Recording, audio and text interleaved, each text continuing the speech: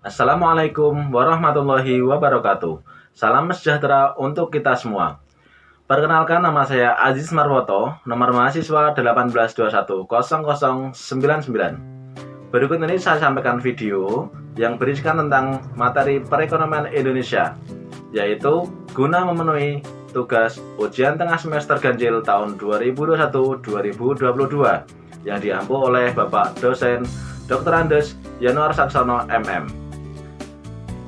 Program Studi Manajemen Fakultas Ekonomi dan Bisnis Universitas Chandra Badra, Yogyakarta. Yang pertama, mengenai pengertian sistem ekonomi. Menurut Dumairi tahun 1996, sistem ekonomi adalah suatu sistem yang mengatur serta menjalin hubungan ekonomi antar manusia dengan seperangkat kelembagaan dalam satu tatanan kehidupan. Sistem ekonomi terdiri dari unsur-unsur manusia sebagai subjek, barang-barang ekonomi sebagai objek, dan seperangkat kelembagaan yang mengatur dan menjalinnya dalam kegiatan berekonomi. Menurut Undang-Undang Dasar tahun 1945, Pasal 33, sistem ekonomi dirumuskan sebagai berikut. Ayat 1. Perekonomian disusun sebagai usaha bersama berdasar atas asas kekeluargaan. Ayat 2. Cabang-cabang produksi yang penting bagi negara dan yang menguasai hajat hidup orang banyak dikuasai oleh negara. Ayat 3. Bumi dan air kekayaan alam yang tergandung di dalamnya dikuasai oleh negara dan dipergunakan untuk sebesar-besar kemakmuran rakyat.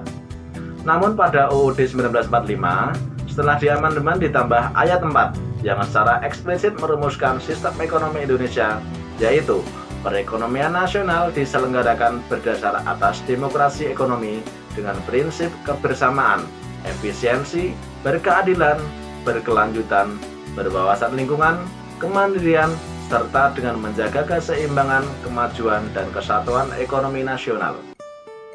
Ciri-ciri sistem ekonomi. Yang pertama, perekonomian disusun sebagai usaha bersama atas asas kekeluargaan. Selanjutnya, sektor-sektor yang menguasai hajat hidup orang banyak dikuasai oleh negara. Selanjutnya, semua sumber daya alam dikuasai oleh negara dan digunakan untuk kemakmuran rakyatnya. Dan yang terakhir, perekonomian nasional diselenggarakan berdasarkan demokrasi ekonomi. Tujuan sistem ekonomi. Yang pertama, perencanaan pembangunan ekonomi dan laju pertumbuhan ekonomi, meningkatkan taraf hidup penduduk serta menyetarakannya, memperluas lapangan kerja dan mengurangi pengangguran, mengurangi kesenjangan sosial, meningkatkan kapasitas produksi, meningkatkan investasi, menurunkan angka kemiskinan, menciptakan keadilan dan kemakmuran masyarakat, dan yang terakhir meningkatkan kualitas pendidikan dan kesehatan untuk peningkatan kualitas hidup masyarakat. Sejarah ekonomi atau sejarah perekonomian Indonesia terdiri dari 4 tahap. Yang pertama, pemerintahan Orde Lama. Yang kedua, pemerintahan Orde Baru.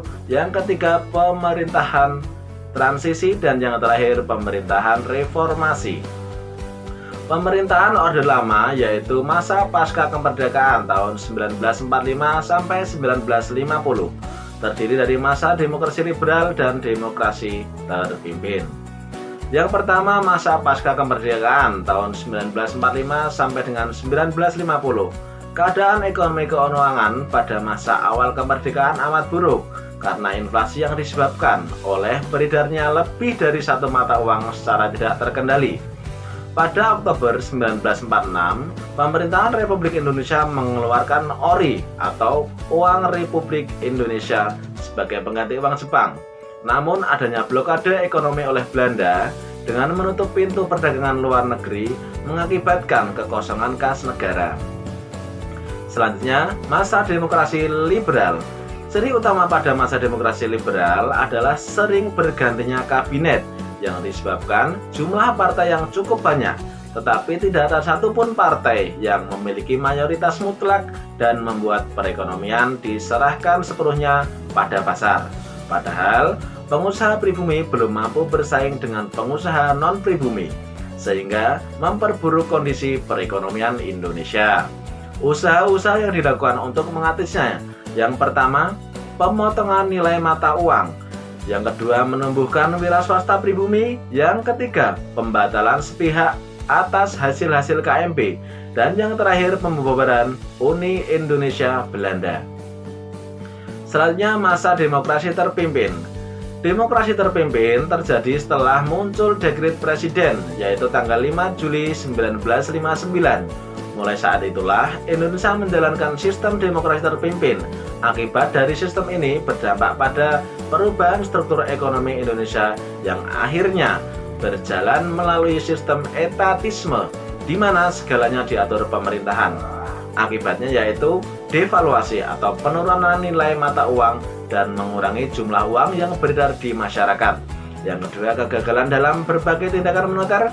Dan yang terakhir, pembentukan deklarasi ekonomi atau DEKON untuk mencapai di tahap ekonomi sosialis Indonesia dengan cara terpimpin. Faktor penyebab buruknya perekonomian Indonesia Orde Lama. Yang pertama, periode lama Indonesia pernah mengalami sistem politik demokrasi dan demokrasi terpimpin. Yang kedua, sistem politik demokrasi saat itu menyebabkan kehancuran politik dan perekonomian nasional akibat dari terlalu banyak konflik partai politik. Begitu juga sistem politik demokrasi terpimpin yang umur kabinetnya hanya 1 tahun saja, yang tidak memberi kesempatan atau waktu bagi pemerintah yang berkuasa untuk memikirkan masalah sosial dan ekonomi. Selanjutnya, selain kondisi politik dalam negeri buruknya perekonomian dan pada masa Orde Lama, yaitu keterbatasan faktor produksi. Dalam menghadapi krisis tersebut, pemerintah menempuh beberapa kebijakan. Yang pertama, pinjaman nasional. Yang kedua, konferensi ekonomi. Yang ketiga, rencana 5 tahun Kasimo Plan.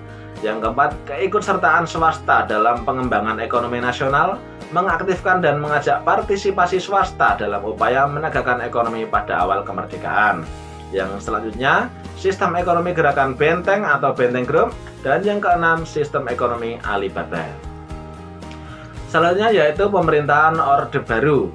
Pada awal Orde Baru, stabilitas ekonomi dan politik menjadi prioritas utama. Program pemerintahan berorientasi pada yang pertama, pengendalian inflasi. Yang kedua, penyelamatan keuangan negara.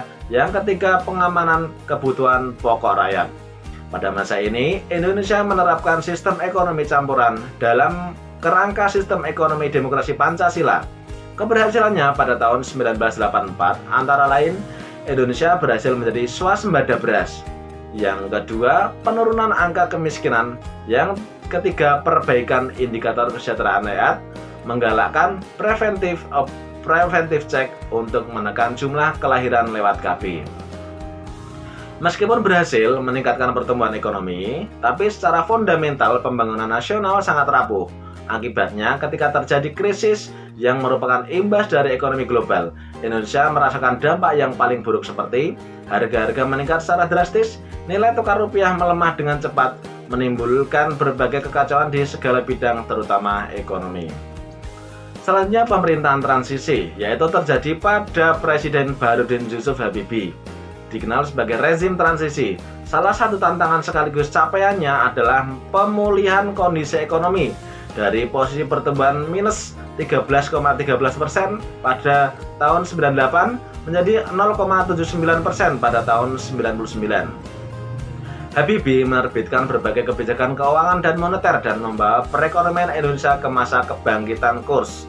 Kurs rupiah juga menguat dari sebelumnya, yaitu 16.650 per dolar AS pada Juni 98 menjadi 7.000 per dolar AS pada November 98. Pada masa Habibie, Bank Indonesia mendapat status independen dan keluar dari jajaran eksekutif. Nah, adapun pemerintahan reformasi terdiri mulai dari yaitu Presiden Abdurrahman Wahid, yang kedua Presiden Megawati Soekarno Putri, yang ketiga Presiden Susilo Bambang Yudhoyono, dan yang terakhir Presiden Joko Widodo. Bagi para pemirsa yang ingin bergabung dengan Universitas Djana Batra, silahkan bergabung dengan Fakultas Ekonomi dan Bisnis. Di sana terdiri dari manajemen, accounting, dan ekonomi. Sekian presentasi dari saya, banyak kurang mohon maaf. Saya akhiri. Wassalamualaikum warahmatullahi wabarakatuh.